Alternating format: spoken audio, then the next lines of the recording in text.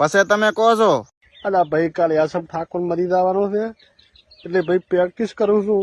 એ રોવા દાવાનું થાય ને તો રોતા આવડે કે ના આવડે એ શીખું છું રોવાનું. અલ્યા એસએમ કઈ ભાંડુય ના મરે. એસએમ ને ખબર છે ચિયા ટાઈમ માથા ના બતાવવાના ને ચિયા ટાઈમ નેસે ના. સીઝન આવી ગઈ છે, બટાકા કાઢો, તમાકુના પીલા ભાગો, અને ઈ ના થતું હોય ને તો સાના માના ગાંઠ ઉપર ગાભા નાસીને પડ્યા રહો. ભાંડા મારીનું. પછી તમે કહો છો કે એસએમ ઠાકોર રોસ્ટ કરે છે. પહેલા તમે આનો આ વિડીયો જોવો.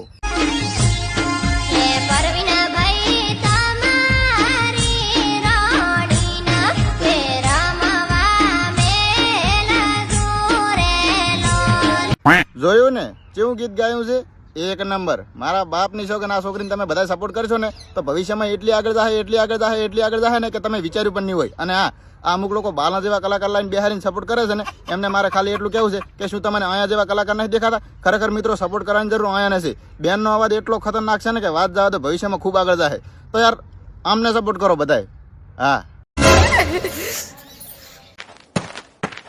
જમલે ભણવા જોન થી તું તારું કામ કરજે.